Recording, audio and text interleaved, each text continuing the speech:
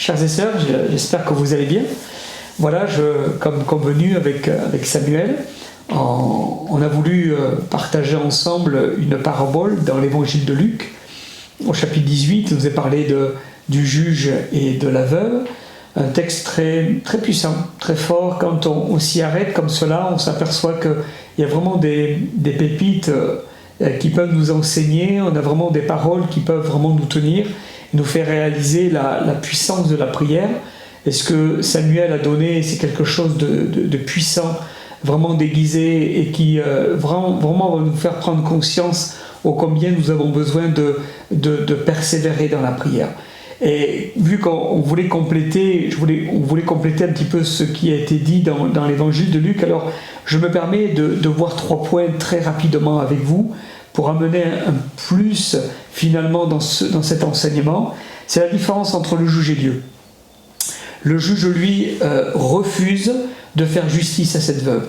C'était vraiment quelqu'un qui était dur. Et s'il a accordé finalement justice, c'est parce qu'il lui cassait la tête, et on va le voir dans quelques instants. Mais la différence avec Dieu, c'est que lui, le juge, ne voulait pas la bénir, alors que lui, Dieu, veut nous bénir. Lui, le Seigneur, veut nous accorder sa grâce, veut nous faire justice. De toute façon, il nous a déjà justifiés par la foi. Et c'est là la différence déjà entre le juge et Dieu, c'est que nous avons un Dieu de grâce, de bénédiction, quelqu'un qui est un Père pour nous, alors que le juge c'est quelqu'un de dur à notre égard. Dieu est quelqu'un de compatissant, alors que le juge c'est quelqu'un qui a de la haine, de la méchanceté. Et là, c'est le premier point que je voulais soulever, c'est ça, c'est la différence entre le juge et Dieu, c'est que le juge ne voulait pas bénir, alors que lui, Dieu, ne veut et ne cesse que de vouloir nous bénir et nous accorder sa grâce. Le deuxième point que je veux voir avec vous, c'est qu'au verset 4, il nous est dit que le juge a laissé traîner pendant longtemps, il refusa. Longtemps. C'est-à-dire qu'il y a une durée de temps dans la souffrance. Non seulement il ne voulait pas bénir cette veuve, mais il a mis du temps pour accorder la grâce.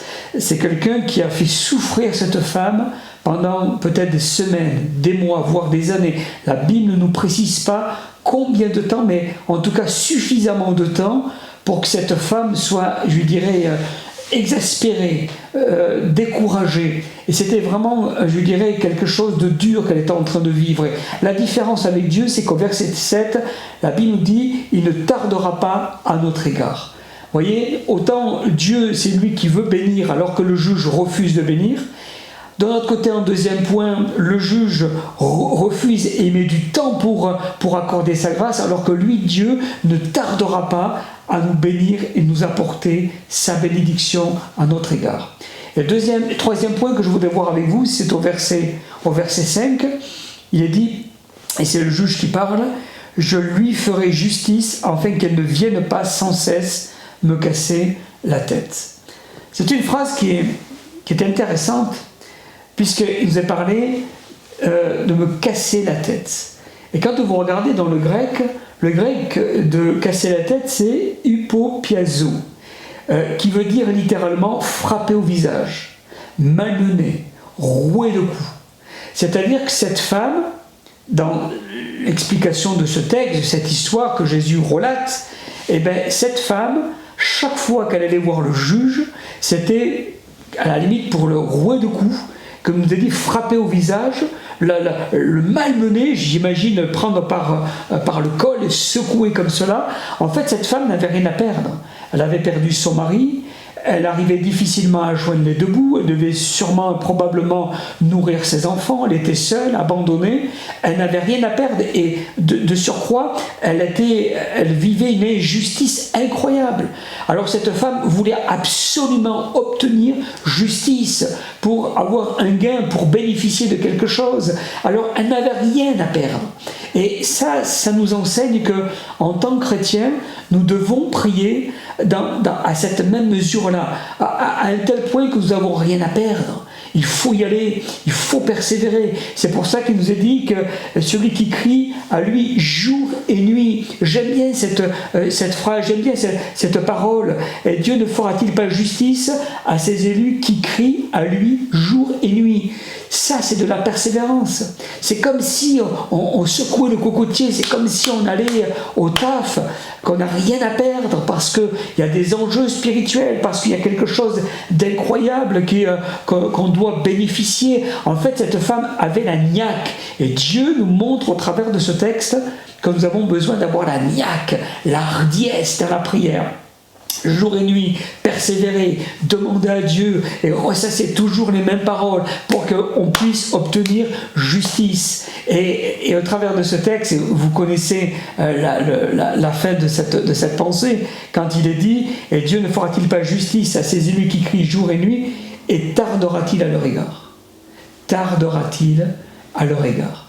Et si nous avons cette hardiesse, eh bien je veux croire que le Seigneur sera celui qui ne tardera pas à nous bénir et à nous accorder sa grâce et sa puissance sur notre vie. Alors je voudrais vous encourager à réaliser que nous avons un Dieu, lui, qui veut bénir là où le juge ne veut pas, que nous avons un Dieu qui ne tardera pas là où le juge, lui, fait durer, et que nous avons un Seigneur qui demande à ce que nous ayons de la hardiesse pour qu'il puisse nous accorder rapidement sa grâce. Alors je veux vraiment prier dans ce sens avec vous maintenant, que vraiment Dieu vous accorde sa bénédiction et qu'il vienne toucher là où vous avez un besoin urgent d'intervention divine. Alors prions ensemble.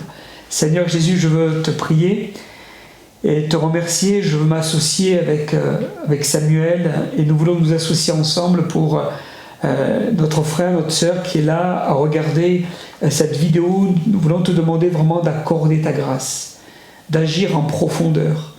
Parce que Seigneur Jésus, au contraire du juge, toi, tu accordes rapidement ta bénédiction.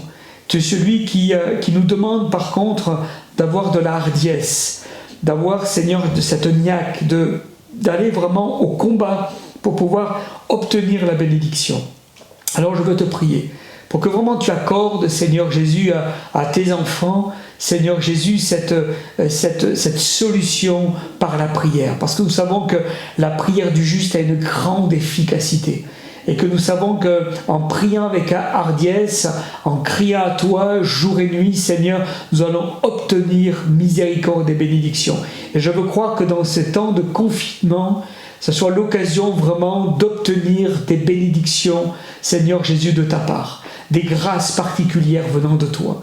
Alors je veux te prier pour chacun des frères, des sœurs de l'église de Logne, afin que vraiment tu leur donnes vraiment à obtenir, Seigneur, miséricorde, à ce que tu leur accordes ta grâce, ta faveur, ta bénédiction, Seigneur, parce que je veux croire qu'au travers de leurs prières, Seigneur Jésus, il y a la solution. Merci, Seigneur, pour qui tu es, pour ce que tu fais, pour ce que tu veux faire et pour ce que tu vas leur accorder maintenant dans le précieux et dans le beau nom de Jésus-Christ. Amen et Amen. Merci, frères et sœurs, que le Seigneur vous bénisse et j'ai hâte d'avoir de vos retours, j'ai hâte d'avoir vos témoignages.